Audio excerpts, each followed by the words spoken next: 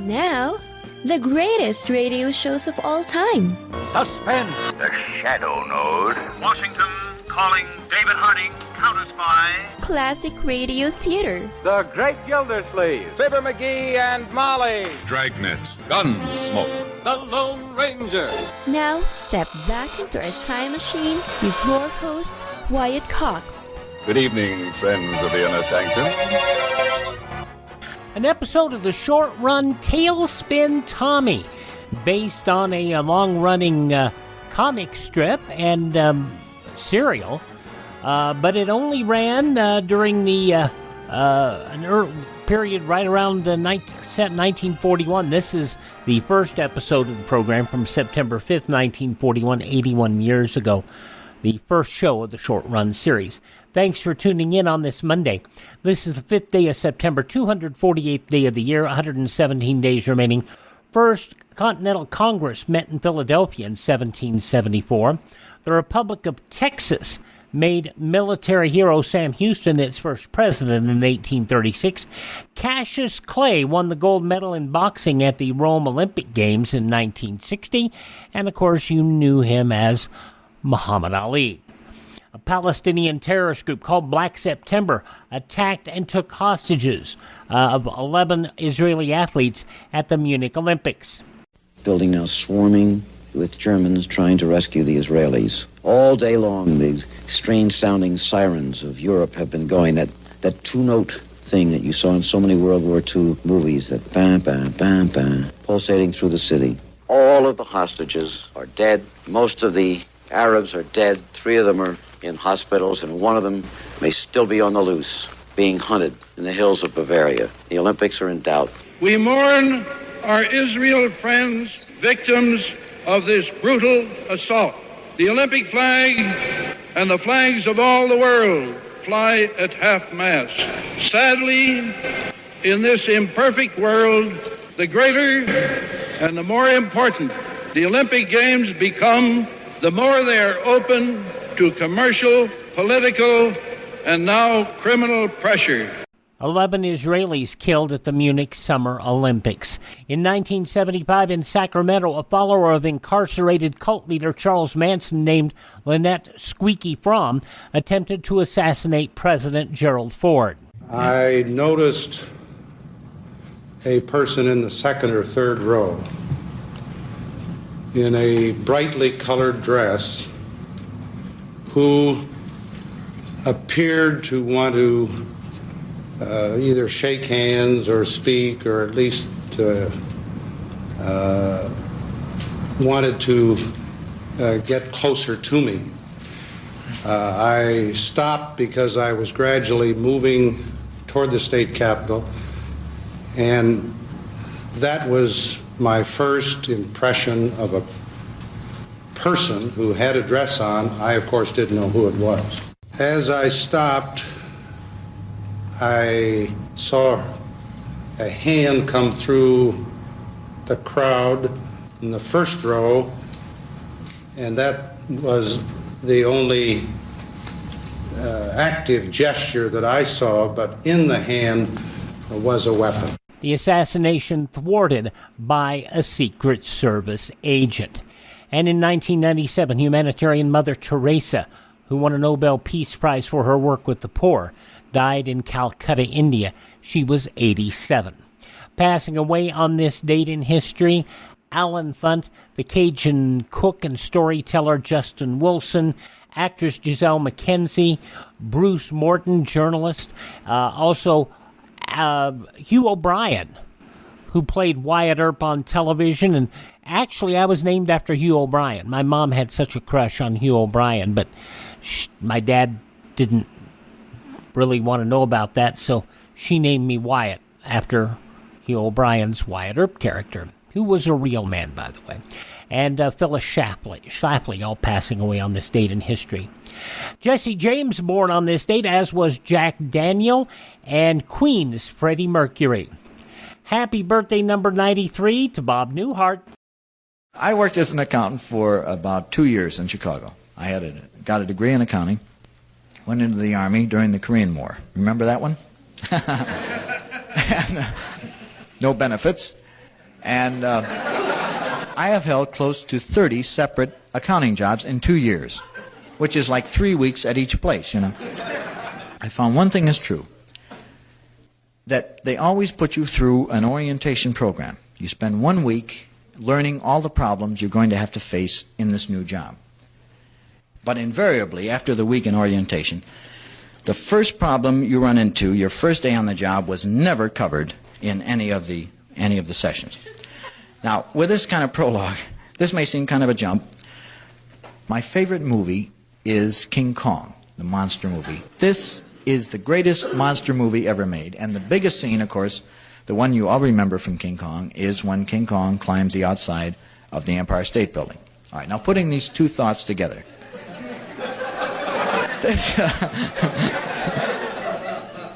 This is the night that King Kong climbs the outside of the Empire State Building.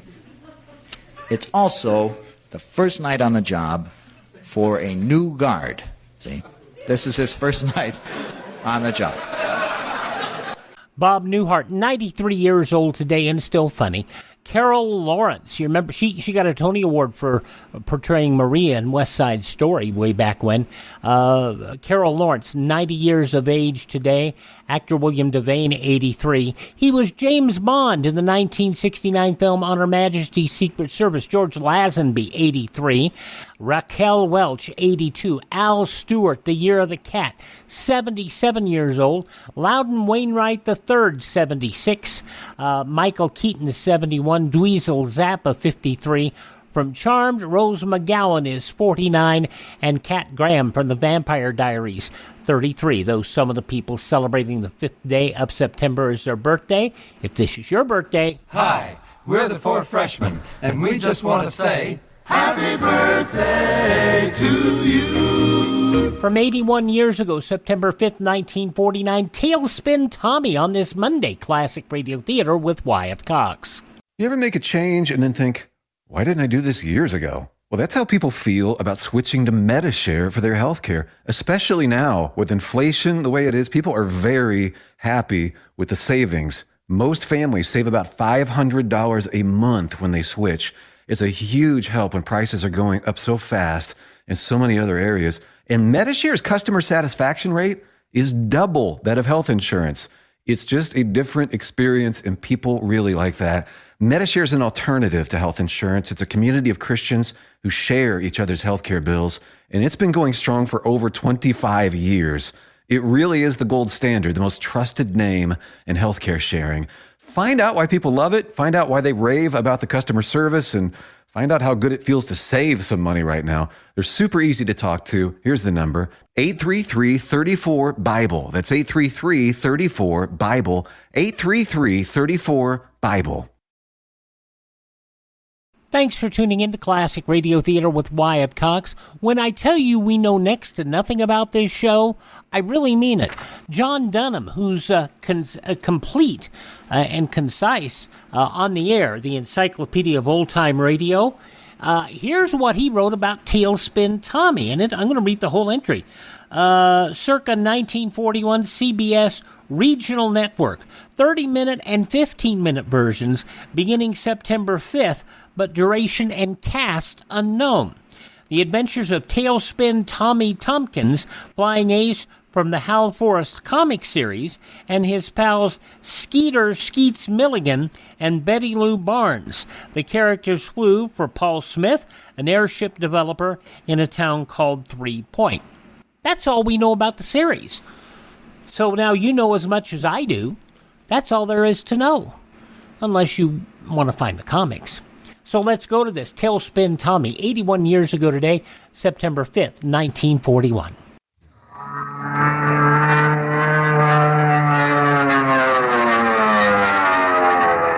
Tailspin Tommy is on the air.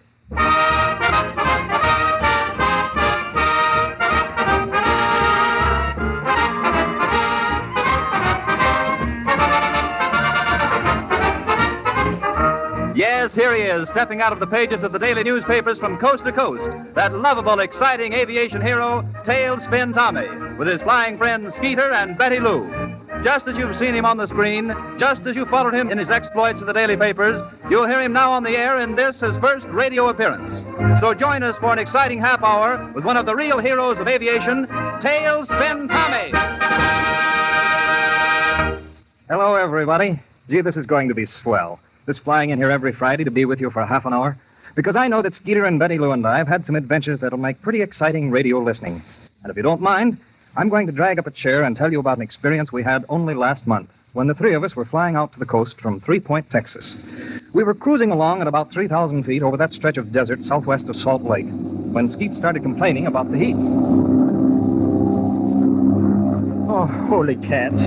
It's getting hot on the inside of Gene Krupa's bass drum. Oh, cheer up, Skeeter. You'll soon be cooling off in the good old Pacific Ocean. Oh, now you're talking, Betty. Just fly me over the beach at Santa Monica right now, and I'll bail right out into the surf. You should complain about flying over the desert, Skeets. What if you had to cross it in a covered wagon? Oh, you're talking about two other guys, mister. I ain't itching to be no pioneer. Look at that dry stuff down there. Well, I bet you could fly it. Hey, Tommy. What? There's a ship down there. A ship? Well, at least I think it's a ship. Yeah, why, sure it is. It's grounded. Hand me the binoculars, Benny. Here they are. Thanks. Oh, I hope it isn't a crack-up. There, you see it, Tommy? The other side of that long gully there. Wait a minute. Yeah, I see it. Yeah, that's a crack-up, all right. The right wing's crumpled and the motor's smashed. Maybe it just happened, Tommy.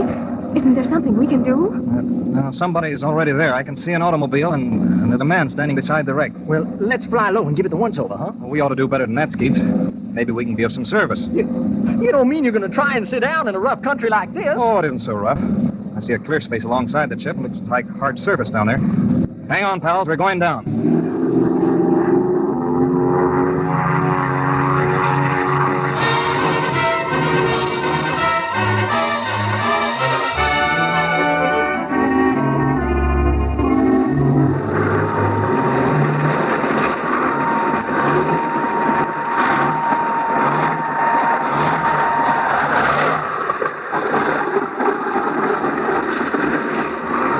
By golly, Tommy. That's what I call putting it down on a dime. Taxi up a little closer to the wreck, Tommy. All right.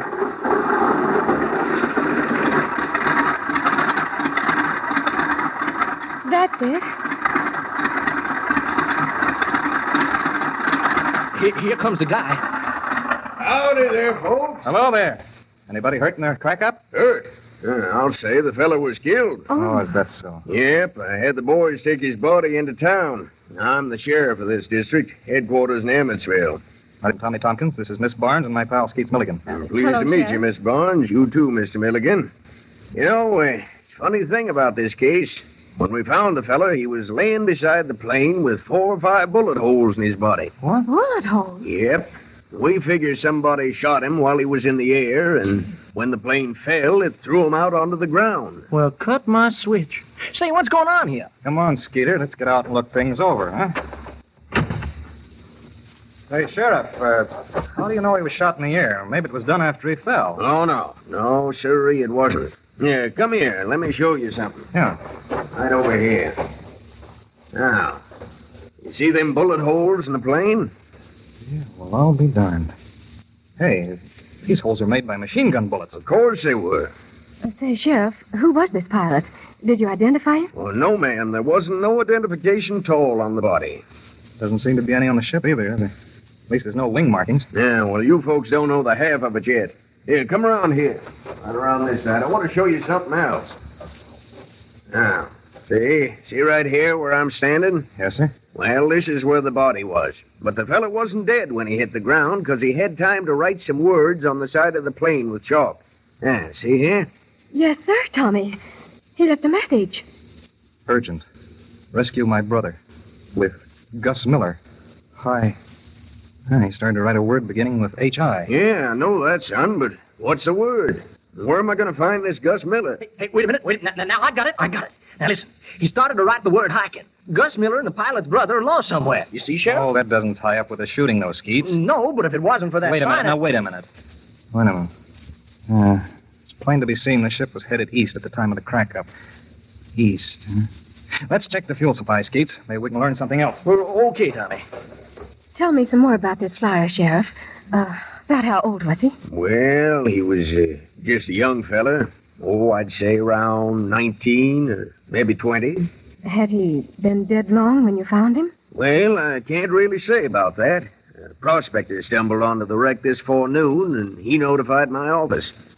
We figure it must have happened early this morning. Well, Sheriff, maybe I wasn't so wrong on that hiking idea. Go on, you tell him, Tommy, huh? If this ship had a full gas load when it started, it flew, I should say, about 45 minutes before it crashed. Uh-huh. Well, that means it traveled around 75 miles. And 75 miles west of here would be right in the middle of the High Sierras, wouldn't it, Sheriff? Say, that's it. That's it. He started to write High Sierras. Well, sure. That's what we've been trying to tell you. Yeah, but where in thunder did the plane take off from? It's all wild country back in those mountains. No habitation of any kind. Well, all the more reason why it'd make a good hideout for somebody. Maybe this Gus Miller. Yeah. Say, look, Sheriff. That pilot made a dying request that somebody rescue his brother. And as fellow aviators, we ought to do our level best to grant that request. You said it, Tommy. Any objections if Skeeter and I do a little scouting over the territory to see what we can find? Why, no. No, go right ahead. Thanks. You mean you and Skeeter and Betty Lou, don't you, Tommy? No, honey, I'd rather you wouldn't go. Why, Tommy! Oh, no, Betty Lou, this is no trip for a girl. It'll be a long, tiresome flight, and no telling what we'll run into. Oh, well, what's the difference? I've been in tough spots with you and Skeets before. Feel a lot better if you'd go on to the coast by train. I'm sure the sheriff wouldn't mind letting you ride back to Emmetsville with him. Why, not in the least. No, sirree, not in the least. She can get a train for the coast at 4:20. Sure. But I don't want to go on by train. Tommy Tompkins, I've a good mind to remind me never to speak to you again. Oh, be careful, won't you? You know I will, honey. What do you say, Skeeter? Let's get going. Okay, Tailspin. Now let's go here. Okay, say when. All right. Contact!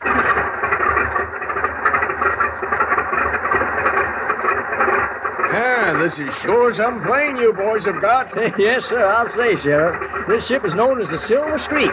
And, boy, let me tell you, she'll do everything but give you a haircut, I guess. Yeah, she sure is a pretty thing. Hey, what's that long pipe underneath there? The exhaust? No, that's the smoke writing attachment. Oh. Say, is there a landing field at Emmetsville, Sheriff? Why, sure, and a good one, too. Well, okay, then. We'll let you know how we come out, all right? Skeeter, let's get underway. Bye, Betty Lou. See you in Santa Monica. I'm not speaking to you, mister. Oh, all right, then. Here we go. Oh, I didn't mean that, Tommy. I didn't mean it. I knew that. Goodbye, Tommy. Bye, Skeeter. Bye, Betty Lou. Good luck. Happy landing. Thanks. See you soon.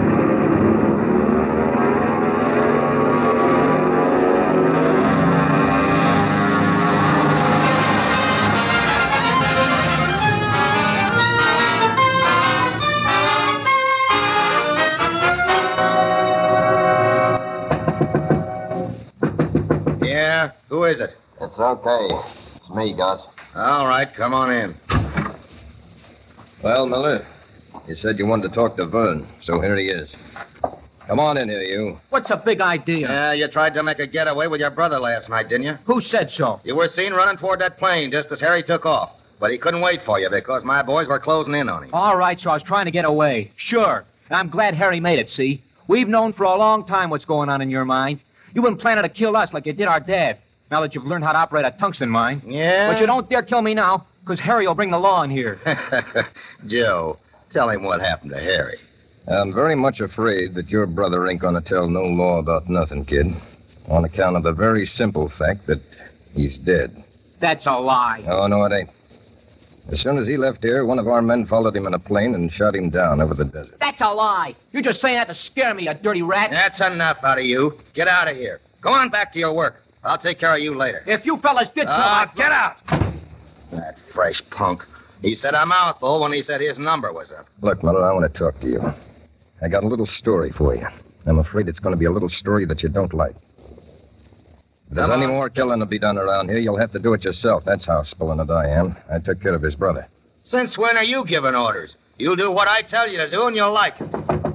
Hey, Gus, come on out here. That's Mac.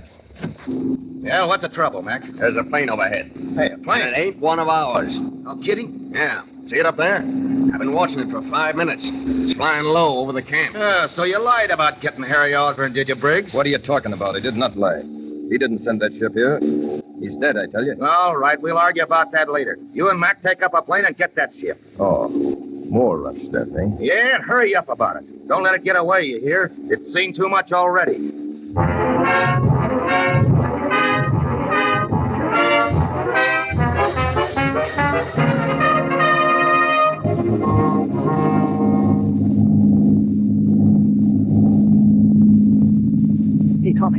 There is a landing field down there, sure enough. Sure enough. Well, they got a camouflage. Yeah, thought so. Hey, look, that ain't no ordinary valley neither. It's kind of a pocket or something. High cliffs on three sides, and the only opening's a narrow gorge. Wow, what a job. Yeah, there's a ship coming up here to meet us. Yeah? Yeah, see it down there? Where? Oh, she's a fast one, too. Look at her climb. Yeah. Well, I guess they're coming up to pay their respects, huh? Sure. Like to pay their respect. They're up to.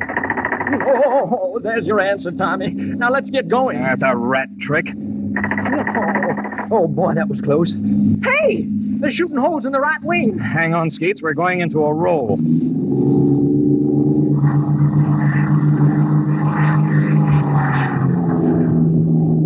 That's it. That's it, Tommy. You like? Now level her off and then kind of pour the soup to her, will you? We can outrun them easy. No. We can't make it yet. I'll dive under them and come up on the other side.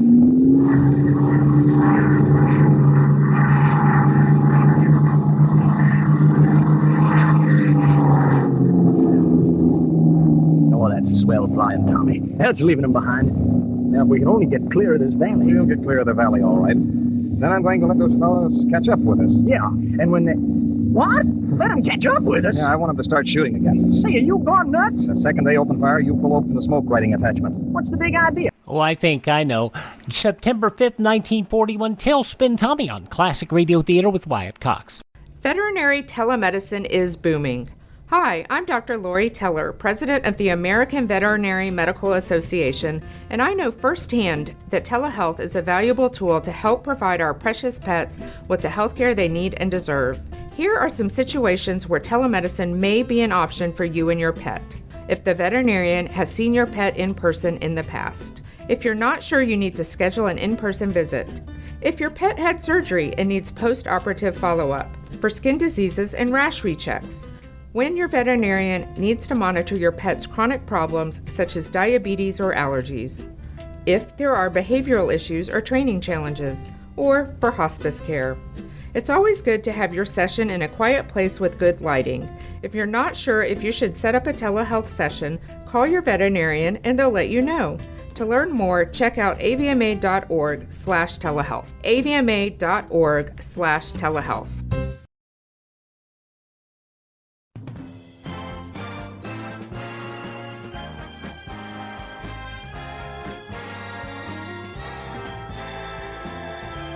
Thank you for tuning to Classic Radio Theater here with Wyatt Cox on your favorite radio station. An episode of Tailspin Tommy, the first show of the series, as it was originally broadcast on Friday, September 5th, 1941. In the newspapers of that Friday, 81 years ago, these were some of the headlines.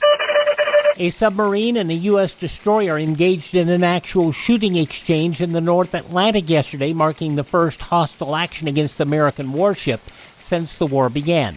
The submarine fired a burst of torpedoes at the destroyer Greer, carrying mail to Iceland. The Greer, unhit, counterattacked with death bombs.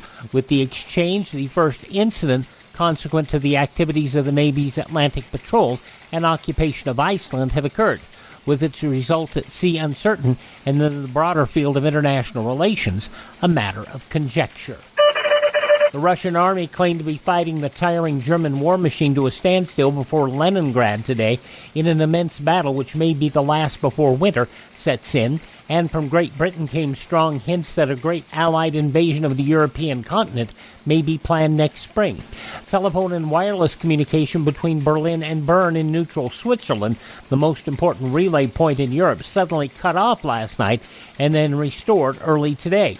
It was said in Berlin the suspension was due to an air raid alarm in the German capital. Berlin's regular broadcast over the Deutschlandsender, the German domestic radio, also stopped, with the British radio declaring the Nazi hookup halted its program because of the presence of British or Allied bombers. For a time, there was much speculation over what might be behind the communications break, which in some earlier instances preceded a major German move. The Senate voted 43-23 yesterday to raise an estimated $303 million by broadening the tax base, and then knocked about $46 million out of its Finance Committee's revenue bill by refusing to increase House-approved taxes on amusements. Keeping up Wednesday's swiftly paced consideration of the record-breaking bill, the Senate acted promptly on half a dozen amendments, including the controversial proposal to reduce present personal income tax exemptions from $2,000 to $1,500 for married persons and from $800 to $750 for single individuals.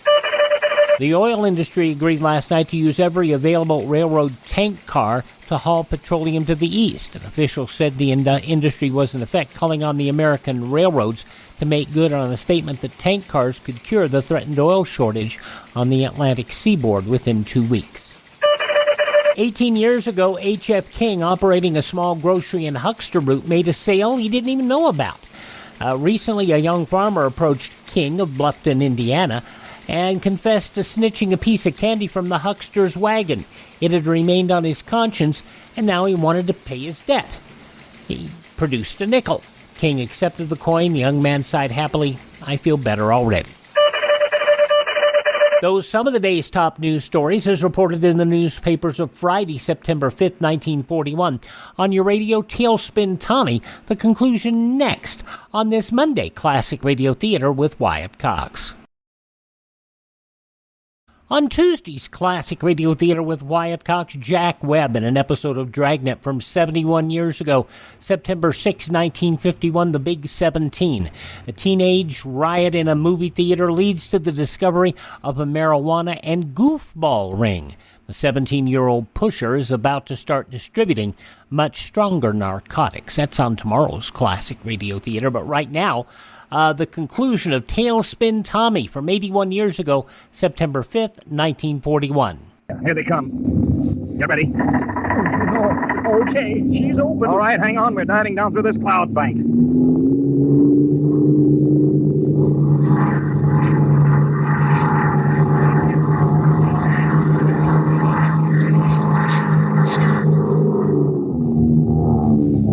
Flip my ears. Now, what was the idea of that? See, they think they've shut us down in flames. Slept my tailspin. Oh, that's pretty smart figuring, Tailspin. What else did they think with all that black smoke trailing out behind us? And now they can't see us because we're below the ceiling. You're crazy, all right, Tommy. Just like a fox. I expect they're headed back to their base by now. Yeah, and we'd better head for our base, the town of Emmetsville. No, not yet, Skeets. Remember what that dead pilot wrote on the ship? Urgent. Rescue my brother. Yeah, sure, but I want to see a clearing down below, and it's not far from the edge of one of those cliffs.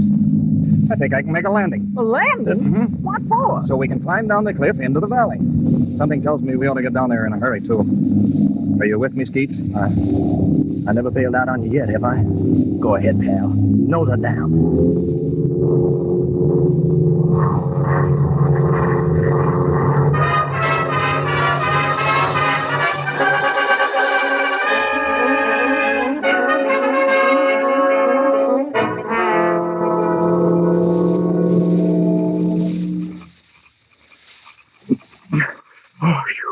Oh, brother, what a climb. Oh, we're down. Finally. Ooh, that must have taken us a couple of hours. Oh, I'll say. It's plumb dark already. Yeah. Good thing the moon's out so we can see our way around. Now, look, Skeets. The first thing we'd better do is... Oh. Take it easy, Tommy. What's the matter? Some guy just ducked behind that rock over there. You sure? Of course I'm sure. I seen him. No, we can't afford to get caught at this stage of the game. Now I wish there wasn't no moon. Look, Skeets. Let's walk over past the rock like we don't know he's there, see? And all of a sudden, we'll jump him. Yeah, and then what? Well, we can tie him up and gag him. Tie him up? With what? You can use your shirt as hoity-toity the strings from climbing down those rocks. Now, come on, let's go. We just kind of talking along nonchalant like between ourselves, huh? Yeah, that's right. Boy, I'm sure anxious to see this country in daylight, huh? yeah, me too. Boy, I bet you there's swell hunting here. Yeah. Shh, there he is. All right, I got you. Let go of me. Oh, no, boy, not much. Get off of me. Hey, wait a minute, Skeets. Huh? Look, he's just a kid. Huh? Well, sure enough. Stand up here, kid. Let's take a look at you. Say, what's the idea? I wasn't bothering you fellas. Who are you anyway? You don't work in this camp. Do you work here? I'm not saying a word. What are you doing in that pack on your back? Are you about to start up the cliff? I tell you, I'm not saying a word. You got a hunch you're the very person we're looking for. You got a brother who flies a plane? What? Why, yes, I have. Did Harry send you here? No. No, he didn't send us, kid. I'm sorry to have to tell you, your brother was killed. Oh, then it is true. Harry's dead. Now, look, we haven't got time for a lot of explanations. We're here to get you out of this valley. We'll have to work fast. What's your name? Vern Osborne. I'm Tommy Tompkins, and this is Skeets Milligan. Now, tell us what sort of a place this is. It's a mining camp at Tungsten Mine. Who runs it? A man by the name of Gus Miller and his partner, Joe Briggs. But it isn't their mine by rights. No? They murdered my dad to get it. What's this? They murdered your pappy? Yes, they did. My father discovered this vein of ore and filed a claim on it. Then these men came along and tortured him until he signed the claim over to them. And after that, Miller shot Dad. Harry and I saw him do it. Why, the dirty skunks. They'd have killed Harry and me, too, only they needed us here to show them how to get out the ore. They don't know anything about mining. They're gangsters. I thought so. They certainly use gangster methods, all right. That machine gunning of your brother, for instance. Say, fellas, here comes somebody. You better get down behind this rock. What for? We're not scared of them. Come on, Skeet, do what he says. This is no time to take foolish chances. Well, we waited too long, that's all. We should have rubbed him out this afternoon. That's too late to cry about that. He's gone now, and the point is, how are we going to catch him? If he gets out of the mountains and spills the beans, we're sunk. Mountains, nothing. He can't even get out of this valley. You know that. I'll get the boys to comb the valley from one end to the other. We'll find that guy, and I don't mean maybe. Well, I hope we do. You hear what Miller said, fellas? He's going to start the men out looking for me. We'd better get going up this cliff. Oh, no. We can't get up the cliff. But didn't you brothers come down? Yeah, but we had to drop from ledge to ledge. Boy, there ain't no chance of getting back up there. Well, good night. What are we going to do then? We can't get out through the gorge. It's blocked by a high wall that Miller and Briggs built to keep anyone out. Let's worry about that later, Vern. Tell us more about this setup. How do they get this tungsten ore to the railroad? Well, they fly it out in a big transport plane. Oh. It's over in the hangar right now. And that meadow's in big demand now. I'll bet they're cleaning it up, too. I'll say they are. You ought to see the big stack of currency in their safe. And boy, are they suspicious of each other. They're each afraid the other one's going to grab the money and make a getaway. They're no different from other crooks in that respect. What about this hangar? Who's there right now? Well, there's a hangar guard, and Carl Green's around there someplace. He's a mechanic they brought in a few days ago. And say, he looks a lot like you, Tommy. Like me? Well, don't hold that again, him, Vern. The poor guy can't help. Oh, no smart cracks, Skeet. Look, Vern. You say this mechanic was brought here a few days ago? Yeah, a fella by the name of Matt flew him in their plane. Well, in that case, Miller and Briggs might not be thoroughly familiar with his face, do you think? No, I guess not. Hey, look. Do you think this Carl Green would cooperate with us? He might. He's a pretty good fella. Fine. Now, listen. You go over and talk to him. Tell him the whole story. Tell him we need his help.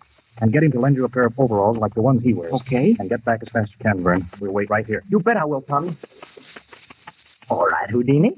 Now, will you kindly inform a poor dumbbell like me just what kind of a goofy stunt you're cooking up? Skeeter, my friend, I've got a hunch that when we leave this valley, we'll take the two worthy bosses of this outfit with us. What? You mean Miller and Briggs? And another chum, and with your good help, it ought to be a cinch. Now, here's the way we'll work it. Oh, somebody's coming again. See him over there? A couple of guys with flashlights. Must be looking for them. Hey, they're coming right this way, Skeets. We better get out of here. Come on, hurry up.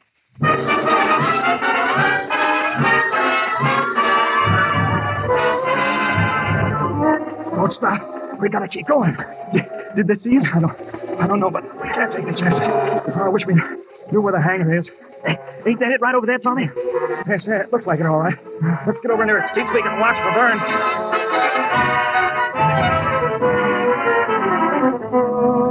This is good right here, Skeets. You think them gorillas seen us heading for these bushes? No, I don't think so. I think we're all right. Holy Spitfire. Look there, Tailspin. There's about a dozen of them buzzing around with flashlights now. And they all got guns. Yeah, they put on a real search, all right. Keep my eye on that hangar door. When Vern comes out, we'll warn him.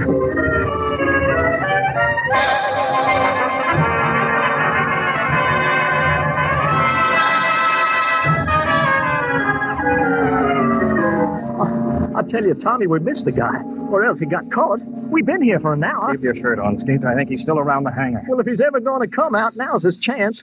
There ain't no searchers around. Wait a minute. Here he comes now. Vern. Hey, Vern, here we are. Oh, for Pete's sake, what are you fellas doing here? We almost got caught over by the cliff. We had to scram. I was afraid of that. I stayed behind the hangar till it was safe to come out. What about Carl Green? Everything's fine. Here's the overall. Oh, good. He says he'll play ball 100%. Great. Now, look, Vern, I want you to go with Skeeter back to the hangar. I'm depending on you two to knock over the hangar guard and get his rifle. Think you can do it? My brother Harry knocked him over. That's how he got away. Well, then it's a cinch. Now, we got to get that transport plane out in the field, too, kid. Maybe a friend can help us, huh? Say, what's this all about, fellas? What's your plan? Skeeter knows the whole thing. He'll explain it to you. So get going now. No, wait a minute. Where'll I find Miller and Briggs? Well, they should be in their cabins. You'll see two cabins on the other side of the field. Miller's is the biggest. All right. You fellas go ahead while I slip into these overalls.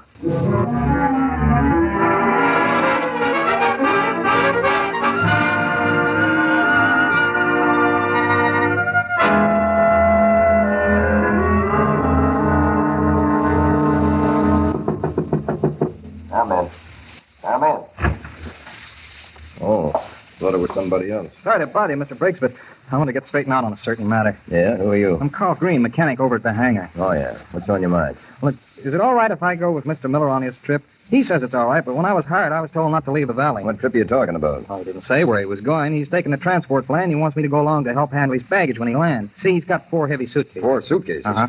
I thought maybe Is Miller in the hangar now? Well, he was when I left. All right, you go on back then. Forget about any trip. Leave this to me. I'll handle it.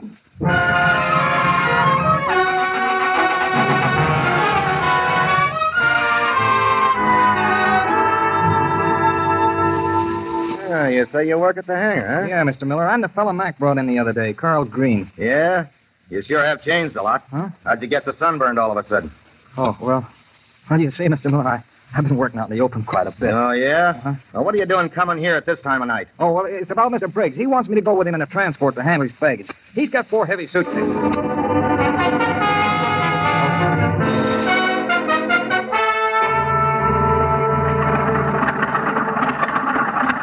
Hey, Briggs, what are you doing getting in that plane? I'm looking for you. That's what I'm doing. So you're trying to sneak out with the dough, eh? So that's your cover-up, huh? Unload them suitcases, you yellow rats. What are you talking about? I'll get them out of there and mighty quick, you double-crosser. You're not getting away with my money. Get back there. Oh, yeah? Yes, get back there. Get him up! You heard me? Get him up! Reach! Who are you? Never mind that. Search and burn and see if they got guns. Say, what is this? Go on, shut up or I'll conk your motor. Here's an automatic on Miller. Fine, you keep it. All right, you monkeys. Get in that ship, and don't you stumble over none of them imaginary suitcases. Well, you're gonna get in there? All right, all right. Yeah, I'll get in. Hey, fellas! Here comes a mob of those searchers. We've got to take off in a hurry. Well, what are we waiting for? Our passengers are loaded. All right, hop in, Bern. Come on, Skeeter. Here we go.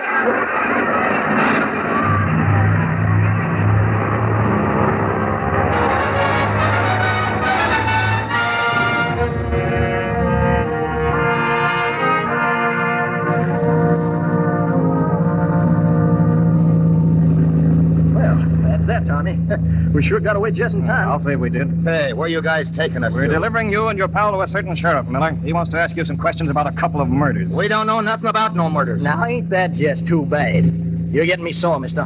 Go on, get back in there and shut up or I'll file your flipper wires down. Oh, so you think you're tough, huh? I'm tough enough to handle a dirty mug like you. Yeah? You forget, Punk, that we're both of us flyers, and we could very easily take over this plane. I got the drop on him, Skeeter. That gun ain't gonna do you much good, kid. It ain't loaded. You mean... Jump in, guys. Hey, go. Get in. Oh, no, you don't, mister. So, you want to play, huh? Keep at him, Skeeter. Hang on to that, Miller.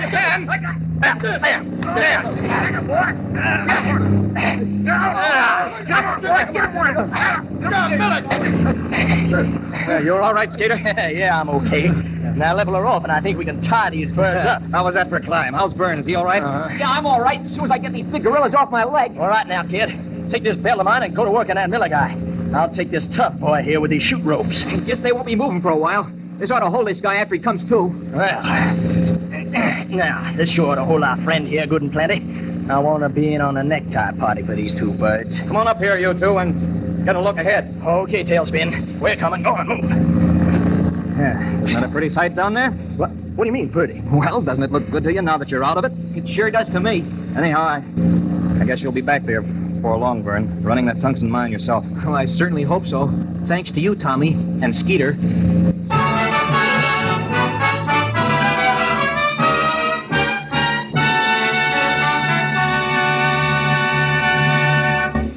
Now, here again is the man of our story himself, Tailspin Tommy. Young Vern Osmond was one happy kid at the prospects of running the mine, and for a moment, he almost forgot the murder of his father and the killing of his brother by the 2 gangsters, Miller and Briggs, who we turned over to the sheriff at Emmetsville. Skeets and I were pretty tired after that job. Just one of the many we're always sticking our necks into. But we didn't lose any time in hopping out to Santa Monica to join Betty Lou. Shortly after our arrival, Betty Lou and I were strolling along the beach. You know, Tommy, there's something going on around here you boys ought to look into. Yeah? Well, it looks very suspicious to me. Wait a minute, honey. Here comes Skeets in his bathing suit. Hey, Skeets! Skeets, here we are. Oh, now, don't stop me. This last time we're going to hit the... Wait a minute. Come here, not so fast. Come here. Oh, now, look, Now, Betty Lou's uncovered some trouble, and she wants to tell us about it. Oh, I might have known it. Now, listen, both you boys. You see that man lying on the sand over there? Mm-hmm. The tow-headed fellow? Has he been trying to flirt with you? Oh, don't be silly. A few minutes ago, there was another man with him. A heavy-set, rather swarthy fellow. And I caught part of their conversation. Yeah? I heard the other man say, After we get away with this airplane, we'll make our headquarters at my sister's place in Brown's Landing. Oh, after they get away with an airplane, huh? Yeah. Sounds kind of funny, doesn't it? Very much so. Hey, we ought to follow that fellow and see where he hangs out. You said it, Tommy. Let's keep our eye on that bird, huh? Well, we never got around to following through on that little mystery because a few days later, Paul Smith, our boss, sent us a hurry-up wire to get back to Three Point and make a test flight of a new ship he'd just turned out. And that conversation Betty Lou overheard on the beach helped us solve the mystery of a really vicious crime that took place right there at headquarters. I'll be with you again next week with Skeets and Betty Lou to tell you the whole thrilling story. And for now, good night, all.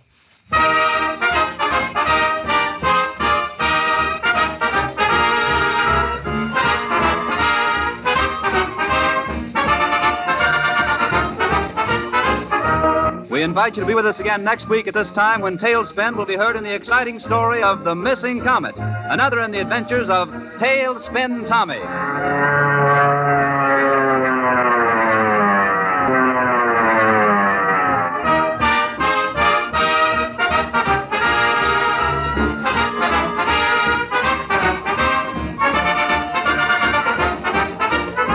Tune in every week at this time for that daring hero of the skies with his pal Skeeter and Betty Lou, straight from motion pictures and newspapers. Daring hero of the skies with his pal Skeeter and Betty Lou, straight from motion pictures and newspapers, created by Hal Forrest, Tailspin Tommy.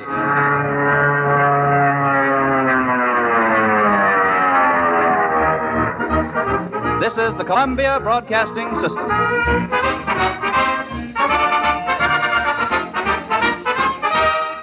The only known existing episode of Tailspin Tommy from its premiere broadcast on September 5th, 1941, 81 years ago today here on Classic Radio Theater with Wyatt Cox.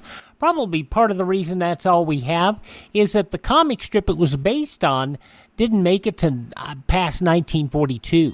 So, it had run for from the early 20s and the comic strip. So, there you go. Thanks for tuning in. Thank this station. Support their advertisers. It's their kindness and courtesy that allows us to be with you each and every time you roll around here on your favorite station. If you miss a day, you do not have to miss a single show. All of our shows are available on demand. ClassicRadio.stream. That is ClassicRadio.stream. There you can stream our shows on demand. Learn more about classic radio collecting. You can contact me, find our social media links. Got a whole list of podcast apps where you can have our shows that way. And you can buy me a coffee. That helps us acquire new classic radio collections. Alrighty, have yourself a great day. Tell all your friends the great radio shows are right here at this spot on the dial. Classic Radio Theater with Wyatt Cox on your favorite station.